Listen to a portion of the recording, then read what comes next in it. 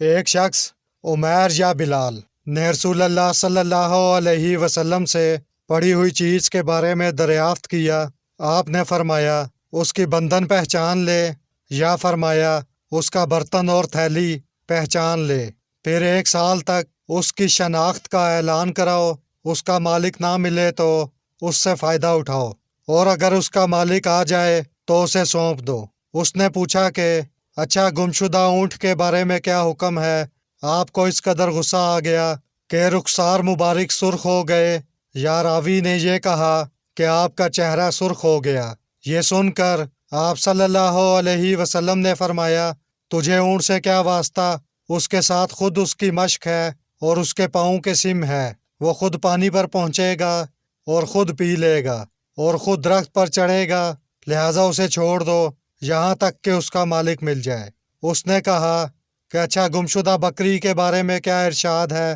آپ نے فرمایا وہ تیری ہے یا تیرے بھائی کی، ورنہ بھیڑیے کی غذا ہے۔ صحیح بخاری حدیث نمبر 91۔ رسول اللہ صلی اللہ علیہ وسلم سے کچھ ایسی باتیں دریافت کی گئیں کہ آپ صلی اللہ علیہ وسلم کو برا معلوم ہوا، اور جب اس قسم کے سوالات کی آپ پر بہت زیادتی کی گئی تو آپ کو غصہ آ گیا۔ پھر آپ صلی اللہ علیہ وسلم نے لوگوں سے فرمایا اچھا اب مجھ سے جو چاہو پوچھو۔ تو ایک شخص نے دریافت کیا کہ میرا باپ کون ہے؟ آپ صلی اللہ علیہ وسلم نے فرمایا تیرا باپ حذیفہ ہے۔ پھر دوسرا آدمی کھڑا ہوا اور اس نے پوچھا کہ یا رسول اللہ میرا باپ کون ہے؟ آپ صلی اللہ علیہ وسلم نے فرمایا کہ تیرا باپ سالم شعبہ کا آزاد کردہ غلام ہے۔ آخر حضرت عمر رضی اللہ عنہ نے آپ کے چہرہ مبارک کا حال دیکھا تو عرض کیا یا رسول اللہ ہم ان باتوں کے دریافت کرنے سے جو آپ کو ناگوار ہوں اللہ سے توبہ کرتے ہیں۔ صحیح بخاری حدیث نمبر 92۔ ایک دن رسول اللہ صلی اللہ علیہ وسلم گھر سے نکلے تو عبداللہ بن حذیفہ کھڑے ہو کر پوچھنے لگے کہ حضور میرا باپ کون ہے؟ آپ صلی اللہ علیہ وسلم نے فرمایا حذیفہ۔ پھر آپ نے بار بار فرمایا کہ مجھ سے پوچھو، تو حضرت عمر رضی اللہ عنہ نے دوزانو ہو کر عرض کیا کہ ہم اللہ کے رب ہونے پر، اسلام کے دین ہونے اور محمد صلی اللہ علیہ وسلم کے نبی ہونے پر راضی ہیں، اور یہ جملہ 3 مرتبہ دہرایا۔ پھر یہ سن کر رسول اللہ صلی اللہ علیہ وسلم خاموش ہو گئے۔ صحیح بخاری حدیث نمبر 93۔ نبی اکرم صلی اللہ علیہ وسلم جب سلام کرتے تو 3 بار سلام کرتے، اور جب کوئی کلمہ ارشاد فرماتے تو اسے 3 بار دہراتے، یہاں تک کہ خوب سمجھ لیا جاتا۔ صحیح بخاری حدیث نمبر 94۔ رسول اللہ صلی اللہ علیہ وسلم جب کوئی کلمہ ارشاد فرماتے تو اسے 3 بار لوٹاتے، یہاں تک کہ خوب سمجھ لیا جاتا، اور جب کچھ لوگوں کے پاس آپ تشریف لاتے تو انہیں سلام کرتے اور 3 بار سلام کرتے۔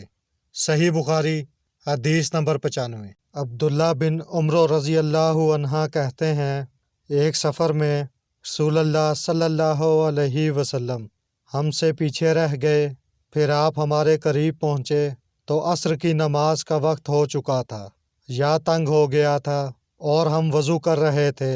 ہم اپنے پیروں پر پانی کا ہاتھ پھیرنے لگے تو آپ نے بلند آواز سے فرمایا کہ آگ کے عذاب سے ان ایڑیوں کی جو خشک رہ جائیں خرابی ہے۔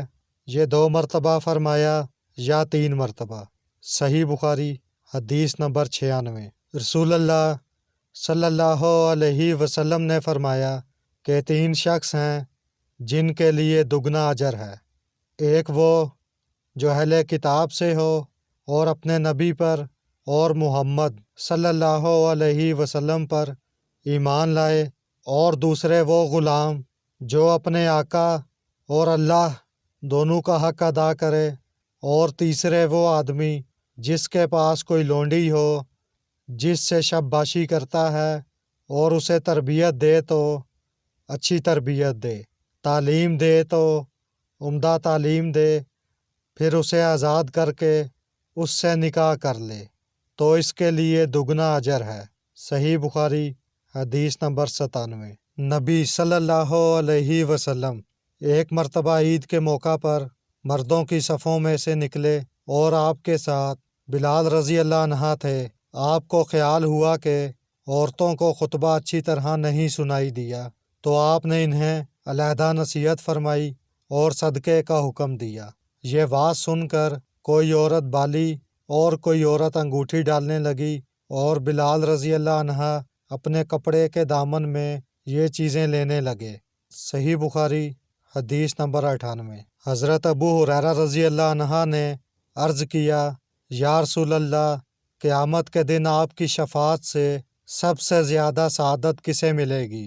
تو رسول اللہ صلی اللہ علیہ وسلم نے فرمایا، اے ابو ہریرہ، مجھے یقین تھا کہ تم سے پہلے کوئی اس کے بارے میں مجھ سے دریافت نہیں کرے گا، کیونکہ میں نے حدیث کے متعلق تمہاری حرص دیکھ لی تھی۔